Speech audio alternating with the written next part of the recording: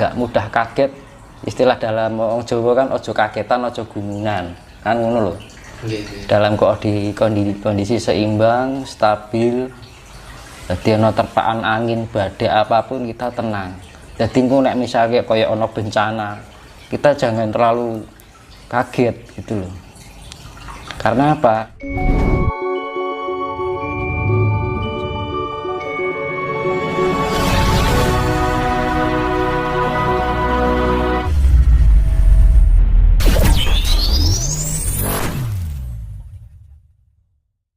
Saya jelaskan di video sebelumnya itu. Nah itu ketenangan itu ya melatih itu tadi biar kita kondisi tenang.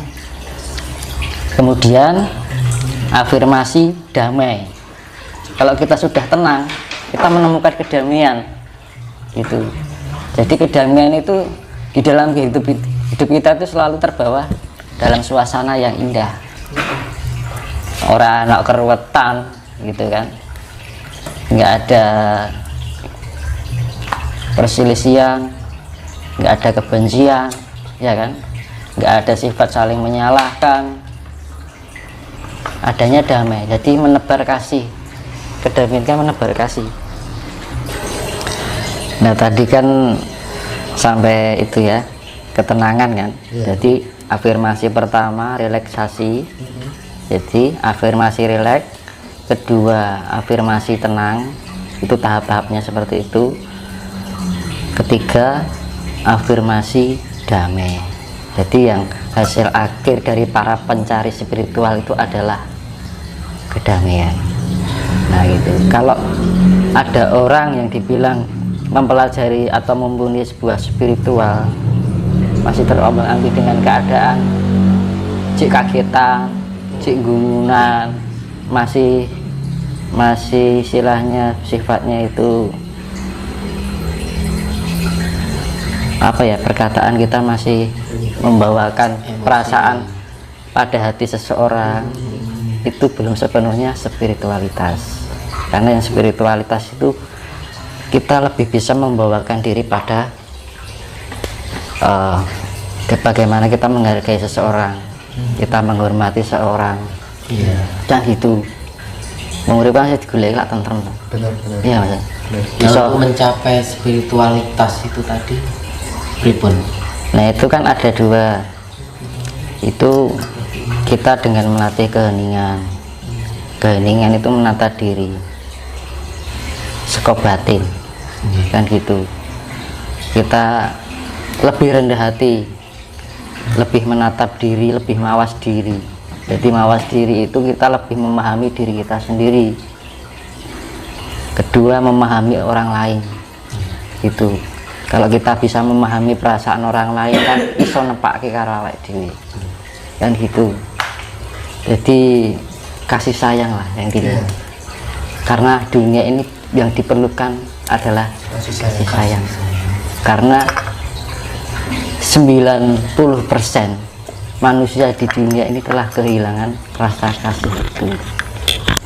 Semata-mata kasih tapi hanya suatu untuk keegoan pada diri sendiri.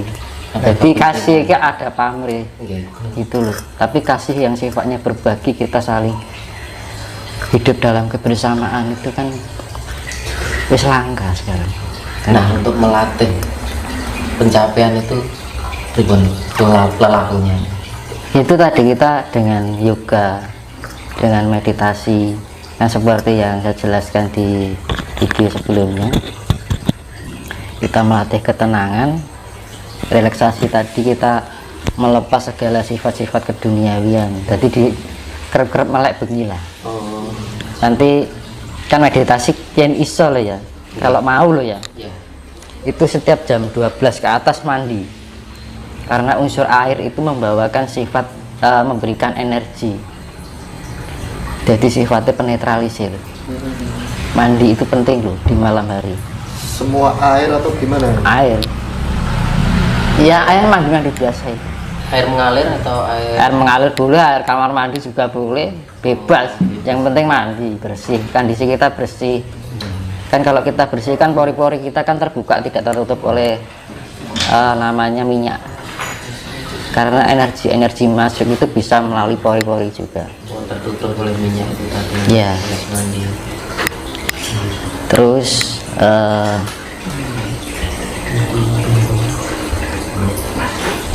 jadi habis mandi kita lebih perenungan ya, karo ngeti langit, cara Islami tafakur.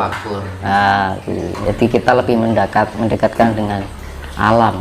Tafakur. Karo ini karo ngerokok sama lihat langit kan enak gitu kan. Habis itu kalau itu kan kondisinya rileks ya. Jadi kalau kita sudah merenungi, salahku apa ya, kurangku apa ya, itu yang namanya introspeksi diri, mawas diri, memahami diri kita sendiri. Koreksi lah intinya gitu ya. Nah itu setelah itu kita doa boleh, habis doa meditasi. Nanti kalau sudah taraf ke atas adalah melatih yoga. Yoga itu penyatuan unsur cipta rasa karsa jiwa, cipta rasa jiwa lan raga itu menyatu sinkron. Itu tahapnya sudah di atasnya meditasi sebenarnya kan gitu. Kalau kita sudah menyatukan 4 unsur dalam diri kita baru latih yoga, karena yoga itu sifatnya raga ya, terhubung dengan raga. Jadi raga itu bergerak tanpa kita menggerakkan dengan pikiran, tapi sudah menggunakan hati nurani. Alam, sifat alam yang sifatnya manunggal dari 4 unsur alam itu tadi. Nanti tangan bisa goyang, bergerak diri. Mohon maaf Mas Tinus, masalah meditasi ya.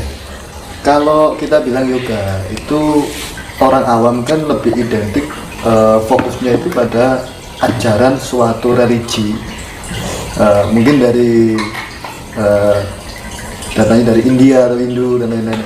Nah itu seperti apa? Atau semua ajaran religi itu memiliki yoga tapi beda nama atau gimana itu? Karena nanti takutnya, wah ini kok mempelajari agama liya dan lain. Nah banyak orang kan mengejas seperti itu. Kalau orang awam lah ya, mohon maaf.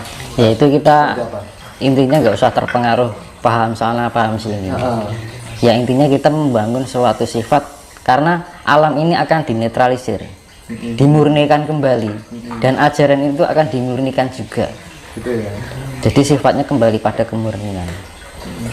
Kemurnian itu sifatnya tidak diada-adakan, tapi benar-benar ada yang dinamakan sejati. Nah gitu. Iya. Soalnya banyak gini, banyak orang yang tidak mau mengakui gitu loh, ketika itu tidak dari golongan saya, meskipun toh itu benar. Nah itu cara menyikapi hal-hal semacam itu seperti apa gitu. Ya kita yang orang Jawa ini enak orang yang seperti itu kita hanya diam dan mengamati saja gitu ya. Gitu. Yang penting ya wis lah ben kono ben ngono kan ngono. Up to you ya. Nah gitu kita jadi hidup itu kok ndak kayak kita katut kegowo, malah pikiran kita terbawa negatif. Benar. Nah gitu ya. Yang penting akhirnya nanti ujung-ujungnya kita menilai orang lain. Iya kan? Ngejas. Terus akhirnya lali caranya menilai diri kita sendiri. Jadi ada 3 pemahaman dalam hidup ya, itu kalau saya ambil 3P. P pertama itu adalah pengalaman. Pengalaman itu sesuatu yang dialami dari segala perbuatan kita sehari-hari, itu pengalaman dari proses waktu ya. Kedua itu adalah pengamatan, sesuatu yang diamati dari 5 panca indera kita. Ya, kalau kita sudah mengamati dari pengalaman dan pengamatan itu, kayak paham, baru kita bisa menerapkan dalam diri kita. Syukur-syukur tinggu wong liya, kan gitu. Karena enaknya hidup itu saling berbagi, gitu. Dan bisa manfaat. Dan jangan sampai kalau sudah pintar, jangan merasa diri kita pintar, karena asalnya pintar yo di sekolah bodoh kan gitu. Benar. Kita bisa menjadi kaya asalnya dari miskin kan gitu. Itu namanya wong Jawa ngarani wong ki ngrumangsani gitu. Oh gitu. Kita menjadi besar asalnya dari kecil. Nggak mungkin tau tadi gede mesti tadi bayi sih tau. Kan gitu. Barang enak cah cilik ngene dilok kowe cah bayi kan. Nggak, walaupun itu anak yang di usia muda. Benar. Itu dihargai. Iya. Jadi sifat menghargai itu tidak pandang usia. Justru kita yang lebih tua dari misalkan lebih muda, kita memberikan contoh yang baik dan memberikan dukungan yang baik. Benar. Itu Iya, iya. itu yang namanya hamemayu hayuning sasono. Jadi kita lebih memberikan motivasi. Kalau kita sudah merasa pintar atau nggak merasa pintar, kalau kita sudah bisa memahami, kita memberikan motivasi. Yang tidak mengerti biar mengerti, ayo toh. Itu ada kebersamaan. Tapi nek rumah so pinter terjadi perselisihan. Nah, dunia ini kan hancur-hancuran gara-gara itu kan. Nah, ini mau sampai kapan gitu. Akhirnya kok alam yang bertindak karena sudah terlalu banyaknya sifat-sifat yang seperti itu. Nanti saya jelaskan, nanti saya hubungkan dengan kaitannya yang akhir zaman itu ada hubungannya dengan kisah wayang, yaitu Baratayuda Jaya Binangun. Jadi masalah itu nanti kalau kan manusia kan diberi 5 indera yang sudah bawaan dari lahir ya: perasa, penciuman, peraba, penglihatan, dan pendengaran. Nah, dengan kita bisa melatih spiritual itu, kita bisa meningkatkan tingkat kefokusan dan kesadaran kita. Jadi tujuan spiritual kan di benak dhewe luwih fokus, luwih tenang, ya kan, luwih sadar. Lah kalau kita sudah menemukan pada titik, jadi setiap pendengaran itu punya cakra, penglihatan itu punya titik kefokusannya, disebut cakra. Penciuman juga, perasa juga, akhirnya menjadi satu. Nah, itu yang dinamakan cakra. Itu kan. Nah, cakra ini bila dilatih terus menerus, akhirnya orang cenderung mempunyai indera keenam. Nah, makanya orang spiritual itu membangun diri, membangun apa namanya potensi yang ada di dalam diri, yaitu jiwa kita, roh kita. Akhirnya orang cenderung mesti mengkait-kaitkan dengan gaib. Padahal fungsi utama kan kita hanya untuk mencari ketentraman. Benar. Ya. Berarti garis besarnya indera keenam itu bisa dipelajari Mas ya? Indera keenam itu sifatnya horizontal. Horizontal ya. Ya. Horizontal itu lingkup bumi. Iya. Jadi macam-macam, bisa menerawang, akhirnya bisa pengobatan, macam-macam. Indera keenam. Bisa ketemu leluhur itu, bisa ketemu siapa yang nggak kelihatan, leluhur kita, mbah-mbah kita bisa telusuri. Nah, nanti diolah lagi terus cakra kita.